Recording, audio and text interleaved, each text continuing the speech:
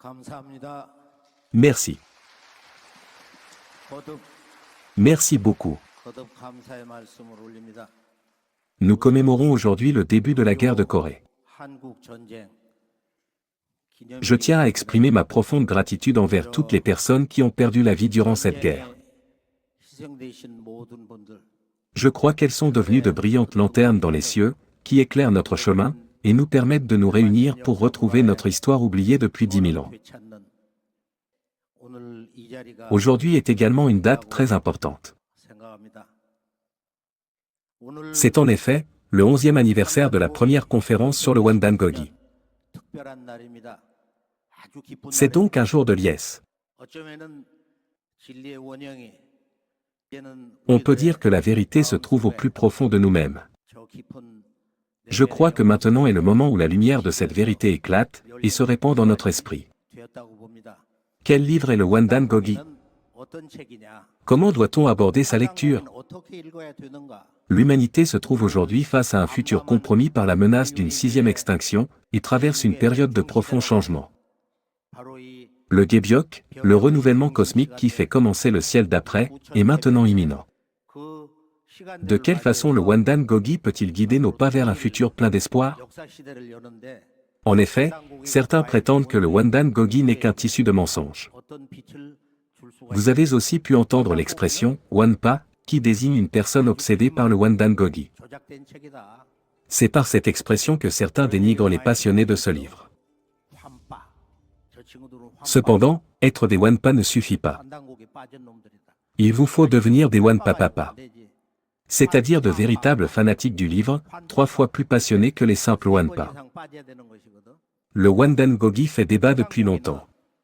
Ses détracteurs prétendent le plus souvent, à tort, que c'est un faux texte historique. Il a été dit tout et n'importe quoi sur ce livre. Qu'il aurait été écrit en 1979, voire en 1980, qu'il n'existait pas avant 1979, car on n'en trouve aucune mention nulle part, que même son titre sonne faux, que des mots du texte n'existaient pas encore à l'époque où ils sont supposés avoir été écrits. Toutes ces critiques ne sont que du chipotage masquant une argumentation sans fondement. En fait, la bonne compréhension du Wandan-Gogi nécessite une approche complètement différente de celle sur laquelle les historiens officiels s'appuient. La bonne compréhension du texte n'est accessible qu'à celui ou celle qui a consacré au moins 30 ans, voire sa vie entière, à étudier toutes les matières concernées, mais qui a surtout examiné sur le terrain les vestiges historiques mondiaux, jusqu'à finalement pouvoir les analyser complètement. Avant d'entrer dans le vif du sujet, j'aimerais encore une fois soulever cette importante question. Comment faut-il lire et comprendre le Wandan-Gogi, dans cette période de transition que traverse la civilisation humaine? Commençons par la conclusion, nous sommes en guerre. Nous sommes dans la guerre concernant l'histoire de la Corée, mais aussi de l'humanité. Il s'agit de la guerre suprême sur l'histoire, la guerre qui annonce l'ouragan du Gebyok qui fera commencer le ciel d'après. L'humanité a progressivement construit la civilisation technologique dans laquelle nous vivons, grâce à l'intelligence et aux efforts continus de nombreuses personnes. Malheureusement, les avancées de la civilisation révèlent aujourd'hui leurs limites. Bien que l'humanité soit entrée dans l'âge de l'IA, qui s'appuie sur une puissance de calcul extraordinaire, elle se trouve face à ses propres démons, que même la science ne peut apaiser. Cela se manifeste surtout par les catastrophes dues au changement climatique.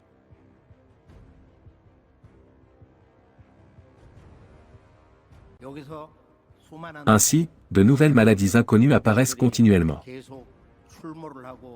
L'économie mondiale est en crise. Et l'ordre politique international est instable. J'aimerais affirmer ici que le Wandan-Gogi est dans les circonstances actuelles, le texte historique et culturel de référence qui nous permettra de surmonter toutes ces épreuves et d'embrasser de nouveaux horizons. Dans le débat concernant l'authenticité du Wandan-Gogi, ces détracteurs avancent généralement 2 arguments. Le premier argument est que le livre daterait de 1979, car aucun livre de ce nom n'a été trouvé avant cette date. Selon eux, ce livre serait donc une invention contemporaine. Or nous pouvons voir ici un document d'archives qui prouve que le Wandan-Gogi était déjà connu bien avant 1979. Lee Go-son, né en 1906 et mort en 1982, était un lettré coréen spécialisé dans les classiques chinois. Ses œuvres incluent le Wandan Segam, préfacé en 1924, le Hongik Daejeon, préfacé en 1952, et le Danso Daegan, préfacé en 1965. Son fils a compilé ses écrits, qu'il publia en 1981 sous le titre de Shimdang Jeonso. Ce livre présente une bibliographie forte de 421 ouvrages et documents. Parmi eux, on trouve le Wandan Gogi, ainsi que certains des textes qui le composent ou qui y sont cités, par exemple, le Dangun Segi, chronique de la dynastie Dangun, le Bukbuyogi, chronique du Buyeo du Nord, le Samsongyolgi, chronique des trois dynasties sacrées, le Samsingi, le Chamjon Gegyeong, le Taebaek Shinsa, le Taebaek Yusa, le Taebaek Jingyeong ou encore le Taebaek Jinun. Cela laisse penser que Lee Go-son avait pris connaissance du Wandan Gogi peu après sa parution en 1911. Voici la liste des 421 livres et documents cités dans la bibliographie du Shimdang Jeonso. Voici les noms du Dangun Segi, du Bukbuyogi et du Wandan Gogi. Cela prouve que Lee Go-son a lu le Wandan Gogi et s'y est référé dans ses ouvrages. Le deuxième argument des détracteurs du Wandan Gogi est le fait qu'il n'en existe plus aucun exemplaire original. En effet, le Wandan Gogi n'a été publié en 1911 qu'à 30 exemplaires, dont l'un appartenait à Lee Urip. En 1949, Lee Urip chargea au Yonggi de copier son exemplaire original, avant de le perdre plus tard. En 1979, au Yonggi reproduisit le Wandan Gogi en se basant sur sa copie de 1949. Cette même année, Zo Byung-yoon, un disciple de Lee Urip, fit publier 100 exemplaires de cette nouvelle copie, par les éditions Gwangu Yesa, mais sans l'autorisation de son maître. Cela rendit Lee Urip furieux, car cela allait à l'encontre de la volonté de son maître défunt, Gi-yeon-su, le compilateur du Wandan Gogi. En effet, Gi-yeon-su lui avait donné l'un des exemplaires originaux de 1911, en lui demandant de ne rendre le livre public qu'en 1980. De plus, cette version de 1979 étant remplie d'erreurs, une grande partie des exemplaires ont dû être récupérés aussitôt après sa publication, et redistribués avec des corrections.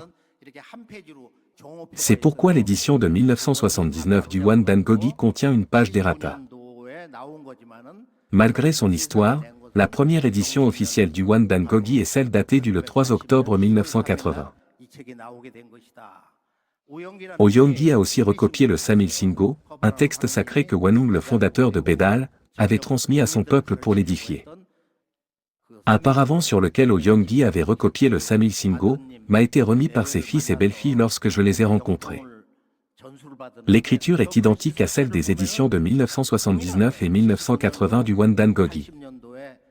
Le fils de Oyongi a déclaré que ces deux éditions étaient indubitablement de la main de son père.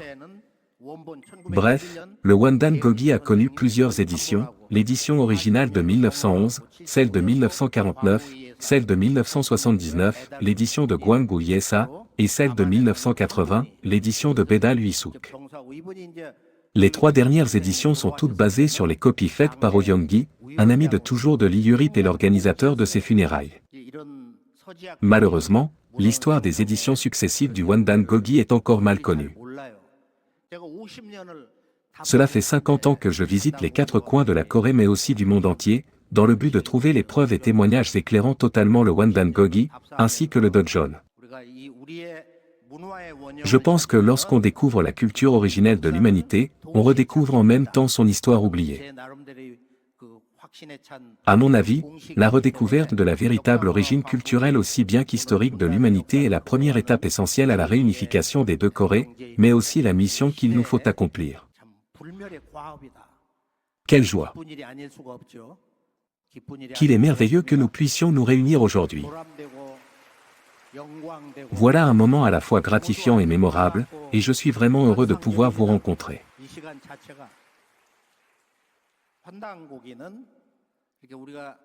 L'essence de la culture humaine originelle, qui nous est transmise grâce au Wandan Gogi, doit être ressentie dans les corps, cœurs et esprits. Elle ne peut pas être comprise par les seules connaissances intellectuelles acquises par l'éducation scolaire. En effet, le Wandan Gogi nous révèle la spiritualité de l'âge d'or, un âge qui remonte jusqu'aux temps les plus anciens de l'histoire humaine, à l'époque où les grands rois divins fondèrent leur nation et édifièrent leur peuple. Je vais maintenant vous ouvrir en grand la porte qui vous mènera vers un nouvel âge d'espoir, en vous proposant de faire vous-même l'expérience de cette spiritualité originelle.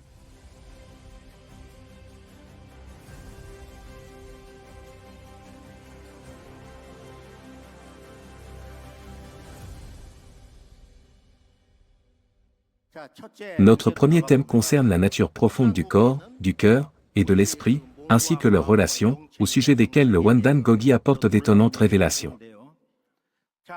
Quelle est l'origine de l'univers? Existe-t-il un Dieu unique, comme dans le christianisme? Le Wandan Gogi nous apprend que c'est le Samshin, la divinité unétrine, qui est la source de toute existence. Cette divinité tripartite se compose des trois esprits suivants, l'esprit de la création-transformation, l'esprit de l'édification, et l'esprit de la gouvernance. L'esprit de la création-transformation entre dans votre corps, où il devient votre nature, c'est-à-dire votre esprit originel. L'esprit de l'édification entre, quant à lui, au plus profond de votre poitrine, et devient votre vie. Dernièrement, l'esprit de la gouvernance, qui gouverne toutes les choses, entre dans votre corps, et y devient son essence. Les trois trésors dans votre corps, nature, vie et essence, résident dans le dantian supérieur, le dantian médian et le dantian inférieur, respectivement. Ils permettent à la lumière de pénétrer dans votre corps. Ce qui est encore plus important à savoir, c'est qu'il existe cet yeux spirituel dans votre corps, que vous devrez ouvrir si vous voulez réussir à traverser la période du Gebyok, qui fera commencer l'automne cosmique. Parmi ces 7 yeux, les plus importants sont les 3 yeux du Samshin, la divinité unétrine. Ces 3 yeux se trouvent, l'un au-dessus de l'autre, entre vos 2 yeux physiques. Aucun sage, ni aucun livre n'avait révélé cela jusqu'à maintenant. Les 3 yeux du Samshin sont l'œil de l'esprit de la création-transformation, l'œil de l'esprit de l'édification, et l'œil de l'esprit de la gouvernance. Ils sont aussi appelés respectivement l'œil du vide suprême, l'œil du fait suprême, et l'œil du temps. L'œil du temps est placé à la verticale des 2 autres, et comme on peut y voir la Terre en son centre, il est aussi appelé l'œil de la Terre. Le Wandan Gogi décrit les pratiques de méditation permettant de purifier ces 3 yeux spirituels, et d'entrer ainsi dans la lumière cosmique. J'ai ordonné et systématisé ces pratiques dans ces guides de méditation. Cela n'a été possible que parce que Sanjenim m'a dit, maintenant, il faut que tous les habitants du monde pratiquent cette méditation, afin d'ouvrir leurs yeux spirituels. C'est pourquoi je peux vous dire, à vous tous ici présents, ainsi qu'à tous ceux qui nous regardent en ligne, que notre rencontre d'aujourd'hui n'est rien d'autre qu'un miracle. Le lien qui nous relie tous et nous a permis de nous retrouver ici et maintenant, est tout simplement merveilleux.